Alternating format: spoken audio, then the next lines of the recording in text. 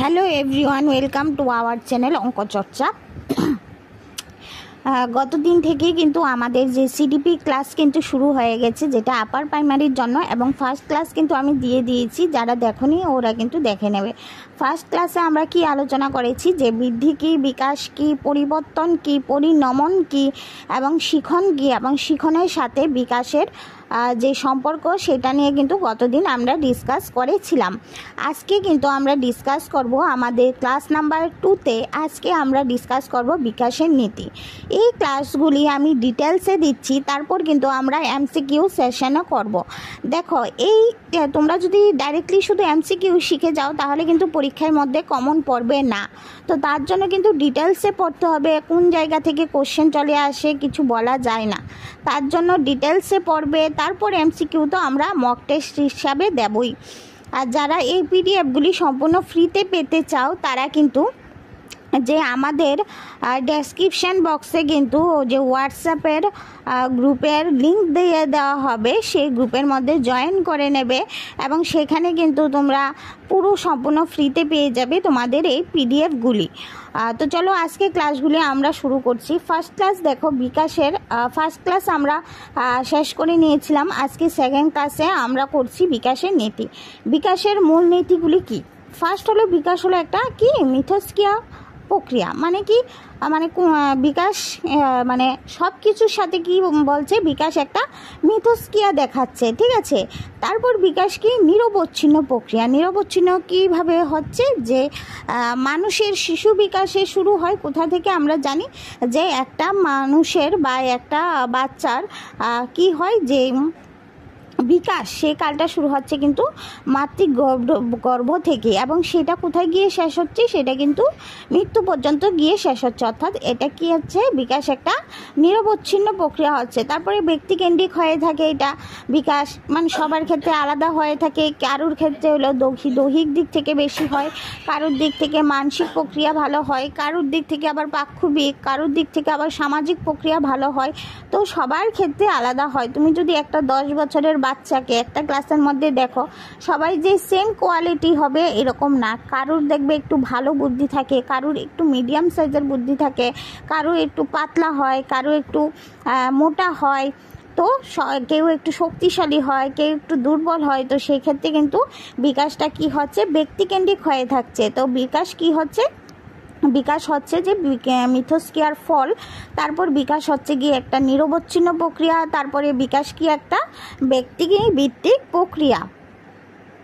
তারপর বিকাশ কিন্তু নিম্নমুখী প্রক্রিয়া। নিম্নমুখী কি, মানে উপরের থেকে নিচে ডেভেলপড হয়, ঠিক আছে। উপরের থেকে নিচে ডেভেলপড হয়ে থাকে। যেমন প্রথমে আমাদের মাথার যে ব্রেইনগুলি, মাথার মধ্যে যে আমাদের অংশগুলি থাকে, সেই অংশগুলি আগে ডেভেলপড হবে। তারপর আমাদের কি আসে, চোখ আসে, নাক আসে, মুখ আসে, তারপর আসে হাত, তারপরে পা। তো এরকম উপর থেকে নিচ পর্যন্ত বিকাশ হয়ে থাকে, যার জন্য বিকাশে কি বলা হয়, নিম্নমুখী প্রক্রিয়া। এখানে একটা ভেরি একটা ইম্পর্টেন্ট পরীক্ষার মধ্যে আসে, যে সেফালোকডাল কি, সেফালোকডাল কি মানে কাকে বলা হয়, বা এভাবে দিয়ে দেবে মস্তিষ্ক, মুখ, হাত, পা থেকে যে বিকাশ হয়, মানে দেহের ঊর্ধ্ব অংশ থেকে নিম্ন অংশে যে বিকাশ হয় তাকে কি বলা হয়, সেফালোকডাল। সেফালোকডাল, এটা ভেরি ইম্পর্টেন্ট। তারপরের প্রশ্নটাও ভেরি ইম্পর্টেন্ট, যে শিশুর বিকাশ যদি একটা কেন্দ্রবিন্দু থেকে শুরু করে ধীরে ধীরে যে হতে থাকে বিকাশ, তাকে বলা হয় প্রক্সিমেটাল।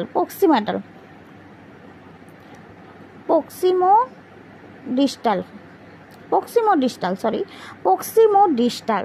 তো সেফালোকডাল এবং প্রক্সিমোডিস্টাল এই দুইটা কিন্তু পরীক্ষায় আসে, ভেরি ইম্পর্টেন্ট। লাইনটা শিখে রাখবে। তারপর হলো বিকাশ বংশগতি ও পরিবেশের ক্রিয়ার ফল। এখানে পরিবেশন হয়ে গেছে, পরিবেশ হবে।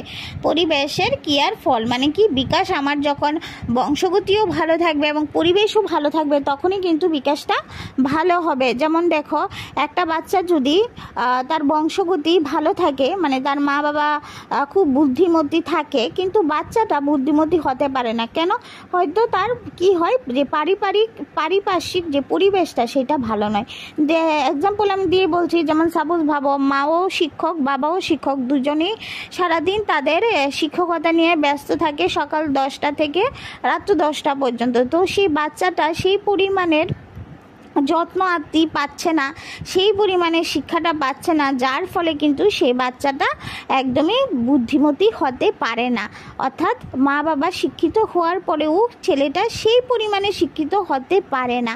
তো সেই ক্ষেত্রে বংশগতিও ভালো থাকতে হবে, পরিবেশও ভালো থাকতে হবে। অর্থাৎ যদি তার পরিবেশটাও ভালো থাকতো, অর্থাৎ তার মা বাবা শিক্ষিত হওয়ার পরেও যদি মা বাবা সারাক্ষণ তার পাশে থাকতো, তাকে সেইভাবে গাইড করতো, তাহলে কিন্তু সে তার যে বিকাশটা কিন্তু ভালো হতো। তো সেক্ষেত্রে কি বলা হয় যে বংশগতি এবং পরিবেশ দুটোই কিন্তু কি হয়, বংশগতি ও পরিবেশ দুটোই কিন্তু আমাদের এই যে বিকাশের ফল, বিকাশের ক্রিয়ার ফল। তারপরে বিকাশ সামগ্রিক থেকে বিশেষের দিকে যায়, মানে কোনো একটা হালকা পাতলা জিনিস থেকে দেন কিন্তু আমাদের এটা বিশেষের দিকে যায়। যেমন একটা হাতের আঙ্গুল পাশে যে আঙ্গুল বৃদ্ধি হতে থাকে, মানে একটা হাত যদি আমরা দেখি পাঁচটা দেখি ছোটোবেলা থেকে আমাদের ছোট ছোট আঙ্গুল হয়ে থাকে, তারপর কিন্তু এই আঙ্গুলগুলি শক্তিশালী হয়। এমন কিন্তু হয় না যে আগে আঙ্গুল শক্তিশালী হয়েছে তারপর আঙ্গুল হয়েছে, এইরকম না। আগে আমাদের হাতের আঙ্গুলগুলি হয়েছে, তারপরে এই আঙ্গুলগুলি আস্তে আস্তে শক্ত হয়েছে। দেখবে একটা ছোট বাচ্চার আঙ্গুল কতটা নরম আর আমাদের হাতের আঙ্গুল কতটা শক্তিশালী। তো সেই ক্ষেত্রে কি আমাদের আগে হাতের আঙ্গুল হয়েছে, তারপর আস্তে আস্তে আঙ্গুলগুলি শক্তিশালী হয়েছে, যাতে আমরা কোনো ভারী জিনিস আলগাতে পারি বা কোনো একটা ভারী কাজ করতে পারি। পরবর্তী আমরা যাব পরিণমন ও শিখনের নীতি। এবার কি আমরা এর আগের ক্লাসও বলেছি, যারা ক্লাসটা দেখোনি অবশ্যই দেখে নেবে, যে পরিণমন আর শিখনের নীতিটা হচ্ছে কি পরিণমন এবং শিখন দুইটাই একজনের উপর একজন নির্ভরশীল। পরিণমন কি ম্যাচুরেশন, যেটা আমরা বলি যে একটা বয়সের পরে কিন্তু আমাদের সেই ম্যাচুরেশনটা চলে আসে, আর ম্যাচুরেশন যখন আমাদের চলে আসে তখন কিন্তু আমরা নিজেই নিজেরটা শিখতে পারি। যেমন সাপোজ একটা ক্লাস 10-এ যখন বাচ্চা পড়ে, তখন কিন্তু সে নিজের ইচ্ছা থেকে সেইভাবে শিখতে পারে না, ওর গার্জিয়ান বলতে হয় বাবা শিখ শিখ শিখ বা পর পর পর। কিন্তু সেই বাচ্চাটা যখনই সে কলেজ লেভেলে চলে যাবে, তখন কিন্তু সে নিজেরটা নিজেই পরে পরে পড়বে যে না আমার পড়াশোনা করতে হবে, আমার ভালো নাম্বার আসতে হবে, যাতে আমি একটা ভালো জব করতে পারি। তো সেই ক্ষেত্রে কিন্তু কোনো প্যারেন্টসদের আর বলতে হয় না বাচ্চাদের যে পড়তে বস, ঠিক আছে। কিন্তু ছোটোবেলায় কিন্তু পড়তে বস এই কথাটা আমাদের মা বাবা আমাদের বলতো, ঠিক আছে। সবার ক্ষেত্রেই, আমাকেও কিন্তু ছোটোবেলায় আমার মা বারবার বলতো যে পড়তে বস। কিন্তু যখন আমি মাধ্যমিক দিয়েছি এবং 12-এ সায়েন্স নিয়ে পড়েছি, তখন আমি বুঝতে পেরেছি না আমার পড়াটা কিন্তু আমারই পড়তে হবে, কখন মা বলবে আর কখন আমি পড়বো সেটা কিন্তু হবে না, আমারটা নিজেরটা নিজেরই আমার করতে হবে এবং ভালো রেজাল্ট করতে হবে, যাতে ফিউচারে আমি একটা ভালো জায়গায় পৌঁছাতে পারি। তো সেই ক্ষেত্রে কি হয়েছে, আমার পরিণমনটা চলে এসেছিল। তো সেই ক্ষেত্রে সবার ক্ষেত্রে ম্যাচুরেশন যখনই চলে আসবে তখনই কিন্তু আমাদের শিখন খুব ভালো হয়ে যাবে। তারপর দেখো অনেকে দেখবে মাধ্যমিকে 50% অনেক কষ্টে পেয়েছে, কিন্তু 12-এ সে 80% নিয়ে পাশ করেছে এবং দেখবে কলেজে সে 90% পেয়ে গেছে। তো এরকমই যে প্রথম দিকে আমাদের ম্যাচুরেশন আসে না বলে আমরা বুঝতে পারি না ব্যাপারটা, কিন্তু যখনই আমাদের ম্যাচুরেশন চলে আসে তখন শিখন ব্যাপারটা আমরা কিন্তু বুঝতে পারি। তো শিখন কিন্তু ম্যাচুরেশনের উপরে একদিক থেকে নির্ভরশীল। তারপর হলো বিকাশের বিন্যাস সমধর্মী। হ্যাঁ, বিকাশ কিন্তু সবার ক্ষেত্রে সেম হয়, মানে এরকম যে সবার মাথা আগে ডেভেলপড হবে, মাথার পরে চোখ, তারপরে নাক, তারপরে কান, তারপরে মুখ, তারপরে হাত, তারপরে পা। তো সবার ক্ষেত্রে সেম প্রসেসই হবে, কেউ কিন্তু এরকম হবে না যে আগে পা হাত ডেভেলপড হচ্ছে তারপর ব্রেন ডেভেলপড হচ্ছে, এরকম না। কিন্তু ভ্রূণ, আমাদের যখন মার পেটে ভ্রূণ থাকে তখন সেমই কিন্তু ভ্রূণের কিন্তু আগে ব্রেন ডেভেলপড হয়, দেন কিন্তু হাত পা। দেখবে একটা ছোট ভ্রূণ, তোমরা গুগলে সার্চ করে দেখতে পারবে, যখন একটা ছোট ভ্রূণ দেখা যায় তখন সেটা কিন্তু ব্যাঙের বাচ্চার মতো থাকে, আর ব্যাঙের বাচ্চাটার কিন্তু মাথাটা আগে দেখা যায়, হাত পা কিন্তু দেখা যায় না, ঠিক না। তো আগে কিন্তু মস্তিষ্ক ডেভেলপড হয়, তারপরে কিন্তু হাত পা ডেভেলপড হয়, তারপরে সব কিছু একটা মানুষে পরিণত হয়। তারপর কিন্তু যে 9 মাস পরে আমাদের মাতৃগর্ভ থেকে যে একটা বাচ্চা বেরিয়ে আসে সম্পূর্ণ অঙ্গ নিয়ে।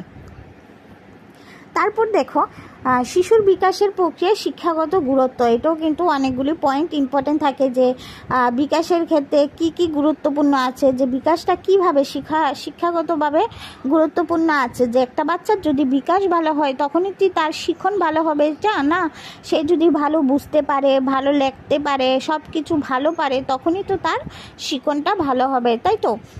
তো আজকের ক্লাসটা কেমন লেগেছে তোমরা কিন্তু কমেন্ট বক্সে জানাবে। আমি কিন্তু আজকের ক্লাসে তোমাদের সাথে ডিসকাস করেছি যে বিকাশের নীতি। কতদিন আমরা কিন্তু ডিসকাস করেছিলাম যে বিকাশ কি, বৃদ্ধি কি, পরিণমন কি, পরিবর্তন কি, তারপরে শিখন ও বিকাশের মধ্যে পার্থক্য কি। তো আজকে কিন্তু আমরা বিকাশের যে নীতি সেটা কিন্তু ডিসকাস করলাম তোমাদের সাথে। তো আশা করি তোমাদের বোঝাতে পেরেছি। নেক্সট ক্লাসে কিন্তু পরবর্তী যে টপিক আছে সেটা নিয়ে ডিসকাস করব। আমাদের কিন্তু সিডিপি 2টা টপিক শেষ হয়ে গেল। প্রথমটা ছিল আমাদের শিখনের সাথে যে বিকাশের সম্পর্ক, আর দ্বিতীয়টা আমাদের ছিল বিকাশের নীতি। 2টা টপিক আমাদের কমপ্লিট। নেক্সট আমরা কিন্তু 3 নাম্বার টপিক নিয়ে চলে আসব। তো যারা আমাদের এই পিডিএফগুলি পেতে চাও তারা ডেসক্রিপশন বক্সে গিয়ে দেখবে, হোয়াটসঅ্যাপের লিঙ্ক দিয়ে দেওয়া হয়েছে, সেখানে ক্লিক করে আমাদের হোয়াটসঅ্যাপের সাথে যুক্ত হয়ে যাবে, সেখানে পিডিএফগুলি পেয়ে যাবে। এবং কিন্তু ক্লাসগুলি অবশ্যই করবে। ক্লাসগুলি না দেখলে কিন্তু বুঝতে পারবে না যে টপিকটা কি।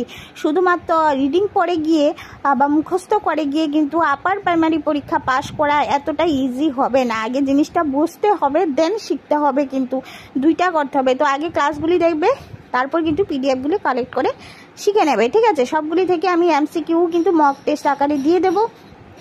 যদি আমার ক্লাসগুলি তোমাদের জন্য হেল্পফুল হয় অবশ্যই একটা লাইক করে দেবে। তোমাদের একটা লাইক কিন্তু আমাকে অনেক বেশি উৎসাহিত করে এবং আমি কিন্তু অনেক বেশি তোমাদের জন্য এই ক্লাস নিয়ে আসতে পারবো। যদি তোমরা একটা লাইক করে দাও তাহলে কিন্তু তোমাদেরই হেল্প হবে।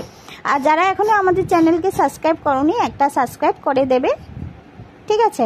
যাতে নেক্সট যে নোটিফিকেশান আসবে সেটা যাতে সবার আগে তোমার কাছে পৌঁছে যায়। আমি কিন্তু আপার প্রাইমারির প্রিপারেশন শুরু করে দিয়েছি এবং এটা সিডিপি দিয়ে শুরু করেছি এবং 2টা কমপ্লিট কিন্তু 2 দিনে করে দিয়েছি। তো চলো ভাই, আজকে এখানেই রাখছি।